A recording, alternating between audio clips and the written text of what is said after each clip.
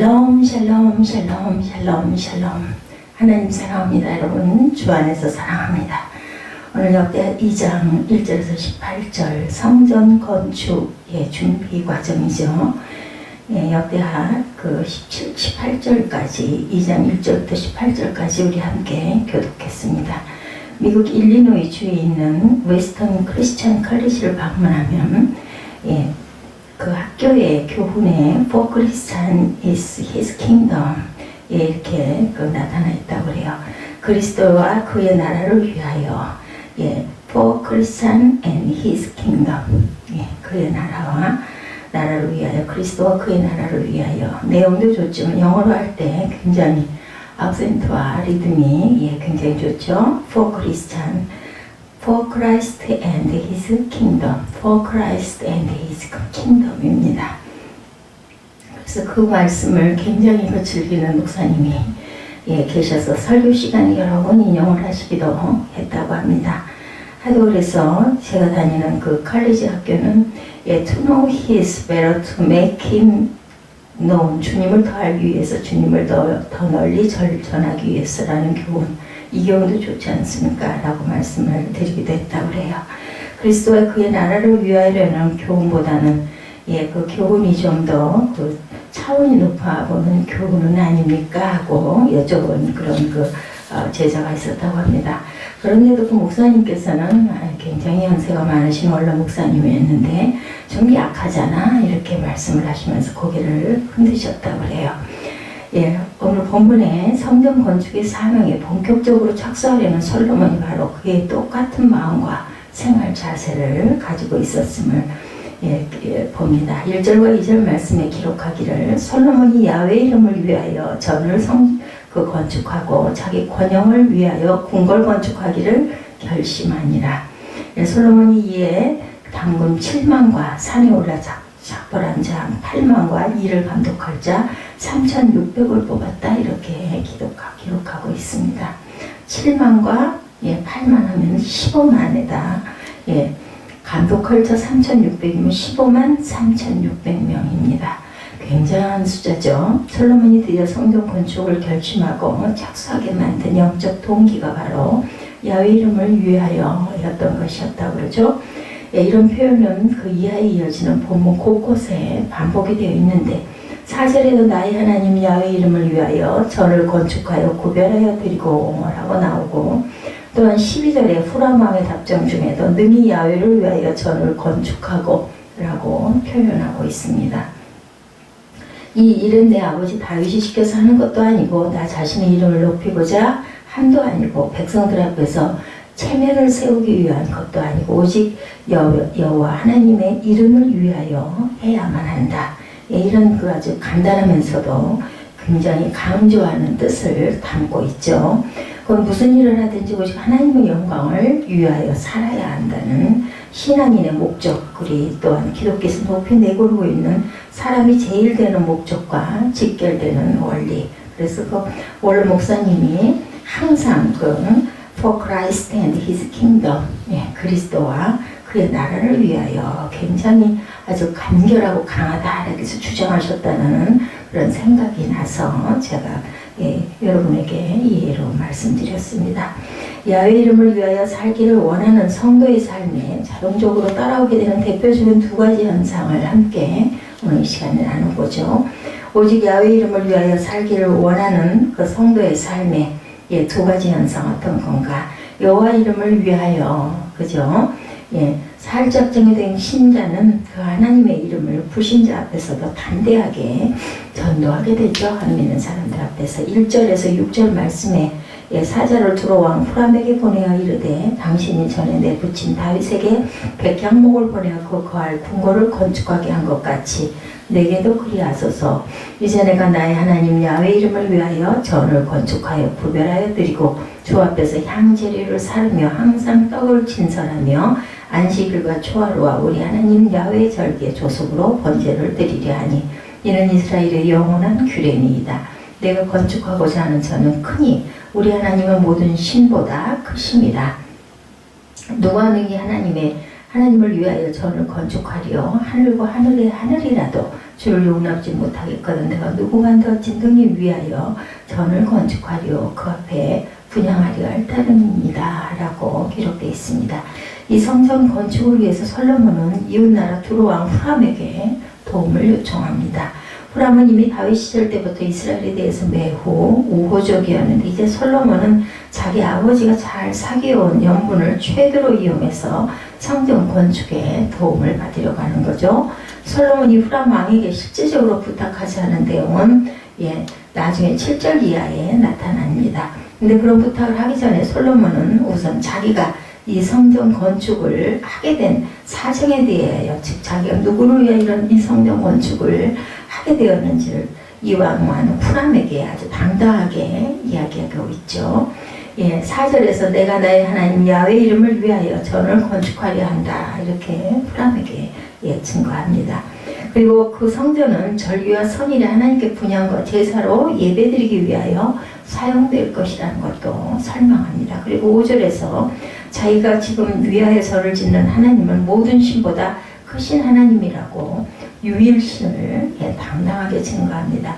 그것으로 끝난 게 아니라 한 걸음 더 나가서 그 하나님은 땅 위에 그 어떤 성전 건물로도 사실상 모실 수 없을 정도로 위대한 신이라고도 말합니다. 지금 야훼 이름을 위하여 성전을 건축하려고 하고 있으면서도 누가 능히 하나님을 위하여 전을 건축하려라고 사람은 감히 하나님을 위하여 무엇인가 할 수 있는 존재도 될 수 없다. 지극히 하나님을 높이는 그런 이야기를 합니다. 또한 하나님은 하늘과 하늘의 하늘이라도 용납하지 못할 정도로 지극히 높으시고 무소부지하신 하나님이다 이렇게 얘기합니다. 솔로몬 같은 사람이 지금 성전을 건축하려 한다는 것도 결국 하나님을 위해서 무언가 한다는 것이 아니라 오직 하나님을 경배할 예배 처소를 마련하는 것에 불과하다. 이렇게 아주 겸손하게 자신을 낮추죠. 솔로몬은 이처럼 성전 건축을 위한 자재와 인력을 요청하면서 자기가 섬기는 하나님에 대한 그 신앙, 자기가 유일신으로 모시고 있는 크고 위대하신 야훼로 섬기고 있는 그 하나님의 신앙을 뚜렷하게 이방왕 앞에서 선언을 합니다. 오늘날 이웃나라에 무슨 협조를 요청하는 외교 문서 따위 이런 말을 서두에 적어넣을 대통령이 있을까 생각해 봅니다. 그것은 사적으로 여겨질 것이고 상대방으로부터 십중팔구 좋은 반응 얻기가 힘들겠죠.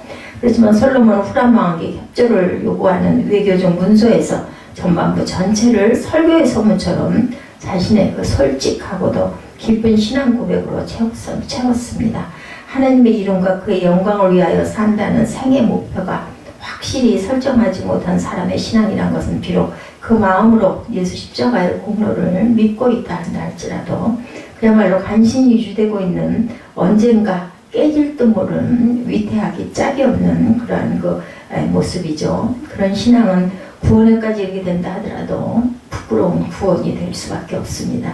그렇기 때문에 그런 그 약한 신앙을 가지고 다른 사람 앞에서 간증이나 전도가 나올 리가 없겠죠. 자기 혼자 지탱하기도 급급한 형편이니 직장과 동료나 불신가족 앞에서 당당하게 이런 간증을 하기가 어려울 겁니다. 그런 사람은 평생을 가도 그 젖먹는 신앙, 그죠? 그곳에서 헤어나지 못한다. 만일 정말 하나님의 이름을 높이기 위해서 살고자 하는 성도라면 세상에 어떤 사람을 대하게 되든지 자기 속에 있는 것을 저절로 자연스럽게 드러낼 줄 알아야 됩니다. 나의 존재의 의의와 목적은 오직 하나님께 영광을 돌리기 위함이다 라고 뚜렷하고 확실하게 자기 그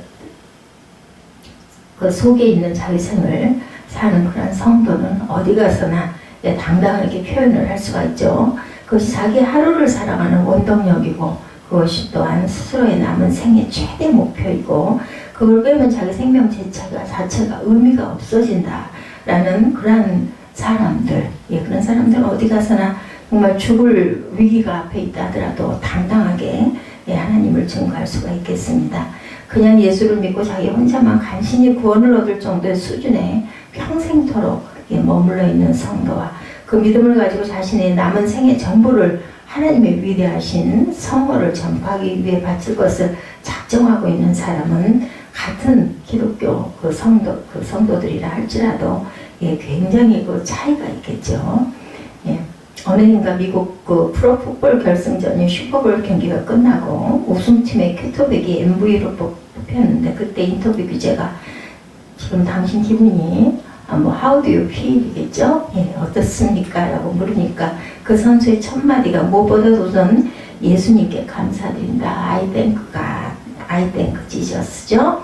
예, 언젠가는 무슨 그 컨트리 뮤직 연례 시상식에서 대상을 받은 여자 가수 역시 소감 첫 마디가 First I thank Jesus 이렇게 표현하기도 하더라고요. 요즘에 와서 우리나라 연예인이나 운동선수 중에도 이런 분들이 예, 가끔 눈에 띕니다. 예, 반갑고 아주 흐뭇한 일이죠. 그런 한마디는 텔레비전을 보는 수백만, 수천만 아니면 어쩌면 수억에 이를지도 모르는 시청자에게 멋진 전도의 그 표현이겠죠. 오직 그 이름을 위하여 살고자 작정을 한 성도에 의해서만이 당당한 그런 신앙 고백이 나올 수가 있습니다. 그럼 우리는 예수 십자가를 믿고 구원 얻었다라는 신앙이 종착점으로만 여기서는 안 되겠고 한 걸음 나아가 이제부터는 내가 하나님의 이름을 높이기 위하여 예, 살겠다는 새로운 인생 좌우명을 붙드는 가운데 예, 가는 전도자가 되든지 보내는 전도자가 되어서 그 주님의 이름을 불신자 앞에서 당당하게 증거하고 세상 앞에서 소리 높여 외칠 줄 아는 예, 저와 여러분이 되시기를 주님의 이름으로 축복합니다. 예, 두 번째 야훼 이름을 위하여 살고자 하는 그런 성도는 그 하나님의 이름을 위하여 충성하는 데 필요한 축복이 또한 따라옵니다. 7절부터 10절까지 내용에 보면 이제 다윗은 자기가 실제적으로 필요한 것을 후람 왕에게 요청을 합니다. 그것은 여러 가지 귀금속과 직조물들을 다룰 줄 아는 기술자 그리고 레바논에서 생산되는 고급 목재와 그 목재를 벌목할 기술자들이었죠. 예, 이것은 현실적으로 솔로몬이 후람의 도움을 얻지 않고는 이스라엘 자체 내에서는 조달할 수 없는 것이었기 때문에 후람 왕에 대한 그 대답은 11절에서 18절에 나타나죠. 11절에 두로왕 후람이 솔로몬에게 대답하여 가라되 야훼께서 그 백성을 사랑하심으로 당신을 세워 그 왕을 삼으셨도다. 또 가라되 천지를 지으신 이스라엘 하나님 야훼는 송축을 받을지로다. 다윗 왕에게 지혜로운 아들을 주시고 명철과 총명을 풍부히 하사 등이 야훼를 위하여 전을 건축하고 자기 권영을 위하여 궁궐을 건축하게 하시도다. 내가 이제 공교하고 총명한 사람을 보내오니 전에 내붙인 후람에게 속하였던 자라. 14절에 이 사람은 단의 여자 중 한 여인의 아들이요 그 아비는 두로 사람이라. 능히 금은 동철과 돌과 나무와 자색 청색 홍색 실과 가는 베이로 일을 잘하며 모든 아로새기는 일에 익숙하고 모든 기묘한 식양에 능한 자니 당신의 공교한 공장과 당신의 부친 내 주 다윗의 공교한 공장과 함께 일하게 하소서. 내 주에 말씀하신 말과 또한 그 보리와 밀과 보리와 기름과 포도주는 주의 종들에게 보내소서. 우리 레바논에서 당신의 쓰실 만큼 벌목하여 때를 엮어 바다에 띄어 요바로 보내리니 당신은 수응하여 예루살렘으로 올리소서 하였더라. 전에 솔로몬에 붙인 다윗이 이스라엘 땅에 구한 이방 사람을 조사하였더니 이제 솔로몬이 다시 조사함에 모두 15만 3,600인이라 앞절에 나왔었죠. 그 중에 7만인은 담군이 되게 하였고 8만인은 산에서 벌목하게 하였고 3,600인은 감독을 삼아 백성들에게 일을 시크게 하였더라. 이렇게 기록되어 있습니다. 18절에 후람 왕은 먼저 솔로몬의 하나님을 찬양하고 솔로몬 왕을 축복하는 답변을 보냅니다. 이것은 후람 왕 자신도 진심으로 하나님을 믿고 있었다기보다는 그 인사죠. 그 외교적 인사체류로 하는 그런 말이겠지만 하여튼 솔로몬의 요청에 적극적으로 협조하고자 하는 호의적인 자세로 반응을 합니다. 그리고 이것은 하나님께서 미리 준비해 주셨던 그런 일이기도 하죠. 솔로몬이 전혀 알지 못했던 사람에게 이런 요청을 했더라면 그 반응이 이처럼 적극적이기는 어려웠겠죠. 그렇지만 하나님께서 이미 다윗 왕 시대부터 후람을 이처럼 이스라엘의 우호적인 왕으로 미리 준비시켜 놓으신 겁니다. 이것은 사람이 미처 생각하지 못한 일을 일찍부터 선하게 준비해 주시는 하나님의 오묘한 섭리를 보여주시는 거죠. 후람 왕은 이어서 솔로몬이 원하는 대로 모든 자재를 지원하겠다 이렇게 약속을 합니다. 그 중에 특히 공교하고 총명한 사람 최고 기술자 하나를 솔로몬에게 보내주겠다고 합니다. 그런데 그 기술자는 단의 여자 중 한 여인의 아들이고 아비는 두롯 사람이다 이렇게 증거되어 있습니다. 그런데 그 기술자는 단의 여자 중 한 여인의 아들이고 그 아비는 두롯 사람이다. 즉 이스라엘의 단지파 출신의 여인과 두로의 남자가 서로 국제 결혼을 해서 낳은 사람이죠. 그처럼 아버지가 두롯 사람이니 후람 왕이 알 수 있었을 것이고 어머니가 단지파 사람이니 이스라엘과도 잘 통하는 사람이었을 것입니다.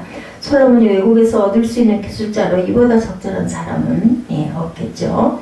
하나님께서는 바로 솔로몬의 사역을 위해서 이처럼 기술 감독자 한 사람까지도 미리 국제 결혼을 통해서 준비해 놓으셨던 거죠. 17절과 18절은 아까 본문 2절에 나왔던 내용을 더 자세히 부가적으로 설명하고 있습니다. 공사가 본격적으로 시작될 때 역시 인부와 벌목꾼 또 감독자 등 많은 인력이 필요하죠. 그것조차 하나님께서는 미리 준비해 두셨는데 그것이 바로 이스라엘에 거주하던 이방 사람들이었습니다.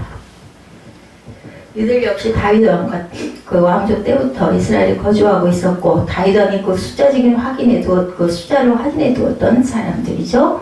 이들은 가나안 원주민으로 이스라엘에 영입된 사람이었는데 이들이 성전 공사에 중대한 인력 그 자원의 구실을 합니다. 하나님께서는 이처럼 처음부터 언젠가부터 아주 그 완벽하게 자상하게 준비해 놓으신 겁니다. 필요한 물자 수입을 위해서 외국의 기술 도입을 위해서 그리고 막대한 인력 조달까지 하나님께서는 이미 한 세대 전부터 준비해 두고 계셨죠. 성전 공사를 위해서 솔로몬의 아버지 다윗만 준비해 둔 것이 아니라 하나님께서 완벽하게 모든 것을 다 야훼 이레 가운데 준비해 두셨던 것을 우리가 오늘 본문에서 볼 수가 있습니다. 이처럼 하나님께서 우리보다 먼저 준비를 시작해 주신 일들을 얼마나 많이 체험해 왔습니까? 아카데미 캠퍼스를 위해서 또한 그 파주에 그 산안을 하나님께 훨씬 전부터 준비해 두시기도 했죠. 고려신학교 같은 경우는. 그 땅을 팔게 된 성도가 그 산을 소유할 때부터 하나님의 준비는 시작되어 있었던 거. 우리는 몰랐지만 나중에 후일에 지나가서 뒤돌아보면 그 속에서는 하나님의 역사가 항상 있을 때가 많이 있습니다. 그래서 우리는 하나님의 영광을 위하여는 개혁주의 신앙인의 생활자세만 지키고 충성하려고 했던 그 길들은 하나님께서 미리 예비해 두셨던 그러한 길이었다. 하나님께서는 당신의 영광을 위해서 무엇을 하겠다는 성도나 교회를 도와주지 않으실 수가 없는 분이시죠. 어떻게 당신의 영광과 손해가 가게 하실 분이겠고 하나님께서 어떻게 그 계획에 차거나 실수가 있으시겠습니까? 없겠죠. 우리가 자신의 욕심대로만 살려고 하면 사단이 그 길을 준비해 주죠.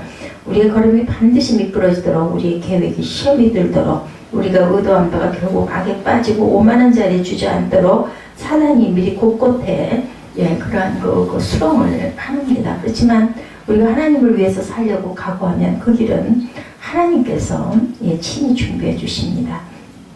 생애 최고의 헌금을 드릴 수 있도록 물질을 더해 주시고 생애 전부 바칠 수 있는 그러한 좋은 직장과 기업을 허락해 주시고 우리가 서운하며 기도드린 것보다 훨씬 더 좋은 것으로 예배해 놓으셨다가 때가 되면 반드시 풍성히 베풀어 주십니다. 오직 주님의 이름을 위하여 그의 영광을 위하여라는 이 한 가지 푯대만을 향해서 똑바로 달려가므로 그렇게 살고자 하는 성도의 생이 정말 하나님의 영광을 위해 잘 쓰일 수 있도록 필요한 것들 미리 예비해 놓으시는 야훼 일에 그 축복을 더 크게 체험하시는 저와 여러분 되시기 바랍니다. 사람들은 자기 생의 방향을 설정하기 위해서 자기 생의 수준과 질을 높이기 위해서 여러 가지 좌우명들을 가지고 살아가기도 하죠. 세상의 단체들은 그 성격을 분명히 하고 그 사명을 확고히 고취시키기 위해서 여러 가지 표어를 또한 내걸기도 합니다. 그렇지만 우리 성도들은 자기 생의 좌우명으로 삼을 수 있을 만한 참된 교회가 내걸 수 있는 표어로는 역시 야훼 이름을 위하여, 야훼 영광을 위하여이죠. 하나님의 이름을 높이고 하나님 나라의 일을 위해서 산다라는 그러한 그 슬로건을 살아가시는 그러한 사람들은 하나님께서 항상 모든 것을 인도하시고 이끌어 가신다라는 것을 잊지 마시기 바랍니다. 어떤 그 미국에서 한인교회 그 목사님이셨던 분은 교인들이 모인 어떤 자리에서 다른 교회 어느 목사님에 대한 험담이 나왔을 때 그 자리에 계시던 한 장로님께서 우리가 이래서는 안 되지 않습니까? 이렇게 이야기를 하시면서 목사님들은 다 자기 이름 석자의 명예를 그렇게 명예를 먹고 사는 분들인데 이렇게 얘기를 하시더라는 거예요. 그 장로님은 목사의 명예를 존중해주고 좋은 뜻으로 감싸서 얘기를 했지만 세상의 불신 유명인들에게 해당되는 그런 말을 해서는 안 되겠죠. 문학인이나 예술가나 연예인이나 정치가 어떤 사람들은 자기 이름 석자에 달린 명예를 위해서 살고 지킴으로 먹고 사는 사람이겠지만 어떻게 목사, 죄종들이 그런 이름에 해당해서는 안 되죠. 야훼 이름을 위하여라는 그런 마음이 항상 저희 마음밭에 있어야 할 줄로 믿습니다. 어떤 경우에도 항상 내 이름이 아니라 하나님의 이름을 위하여 살아가시기 바랍니다. 교회를 위해서 열심히 충성해온 공로에 대한 보상도 그것도 모두 다 하나님의 영광을 위하여 우리가 무엇을 하더라도 야훼 이름을 위하여 이런 그 고백을 항상 당당히 할 수 있는 저와 여러분 되시기를 주님의 이름으로 축복합니다.